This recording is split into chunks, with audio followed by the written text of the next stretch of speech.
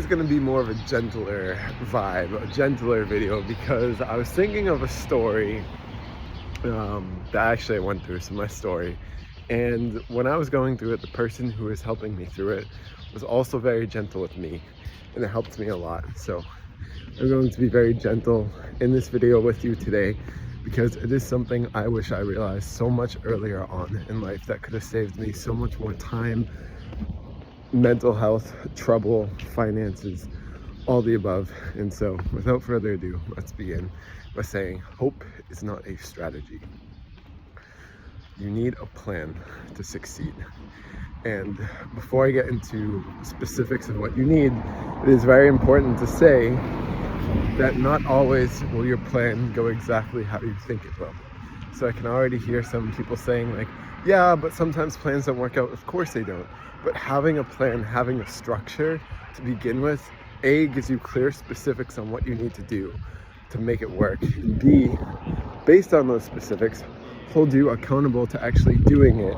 And of course, with those specifics, you can see I have done it or I haven't done it. It becomes very impersonal. It becomes not about you, but about you following the plan.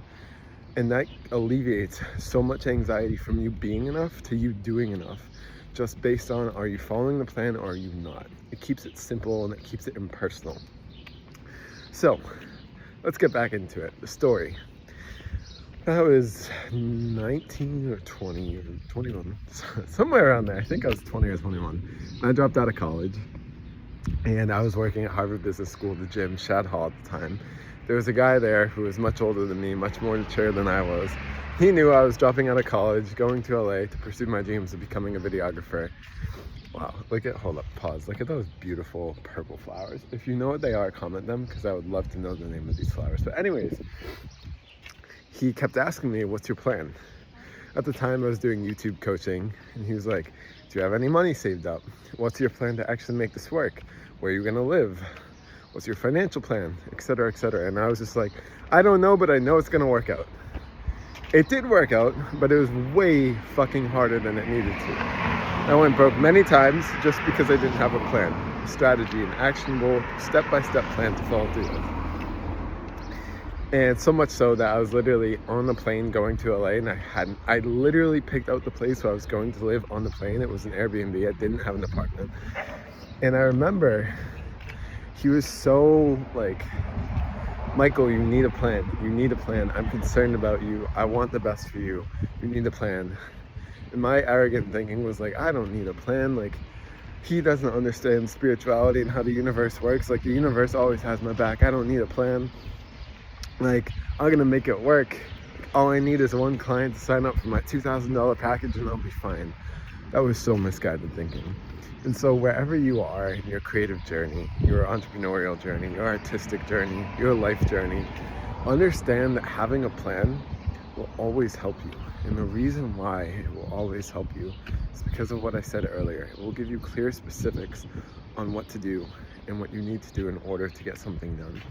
And the best way, my personal favorite way I have of planning is saying, it's kind of a twofold. Number one, how much action, so you have a goal, whatever your goal is. And make sure, I shouldn't have to say this, but I'm gonna say it to you. Make sure it's a goal that you actually want. Not a goal that you feel like you need to have, but a goal that genuinely lights your heart on fire.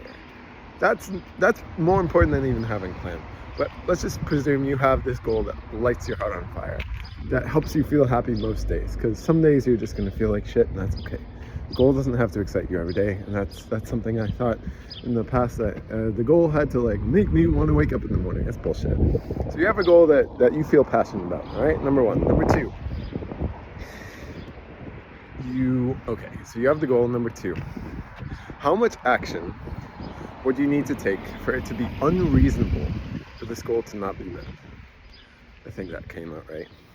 For example, if you want to sign up, let's say you're trying to sell a piece of art, and you're like, okay, well, I would have to message 1,000 art dealers for it to be unreasonable for at least one person to buy my art or to not buy my art. So essentially, if I message 1,000 art dealers, I could expect at least one person would buy my art if I actually sell it to them. If I just say, hey, like, they're not even gonna know I'm selling it. So I send them a message and say, hey, here's my art, would you like to buy it?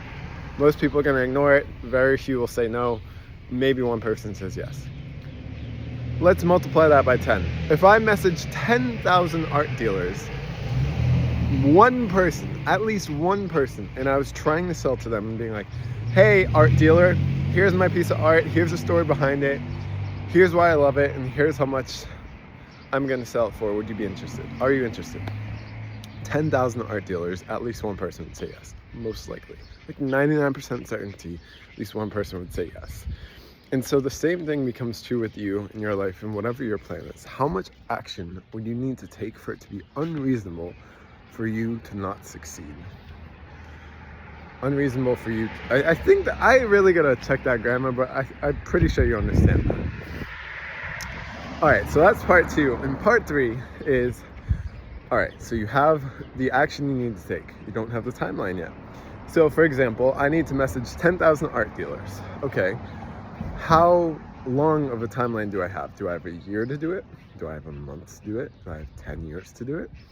If I have a month versus 10 years, I have to do a lot less every day because I have a lot more time. All right, well, that's in reverse. So based on your goal and based on the timeline, well, the timeline is part of the goal, you now have how much you need to do every single day. It's so simple. And that is the simplest, the easiest, and the most effective strategy you can have to achieving any goal. Nothing else you need. The only thing else I say will greatly benefit you, and you may need, but may not always need, is to have a community of people to help you clarify what's going on in your mind, your emotions, to help you get out of your own way, and to help you believe in yourself to actually take that action required, or to set that goal and to help you clarify what goal you actually want. And so if you need any of that, we have the group. The link is in the description where we can help you with all of that, led by yours truly. And that is it for the video today, my dear friend. As always, I love you. I appreciate you so much. So thank you for giving me this platform to share my lessons with you and to connect with you.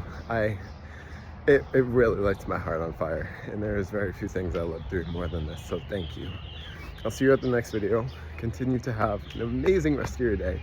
Remember, carpe fucking diem today. Continue to be unexpected. Peace.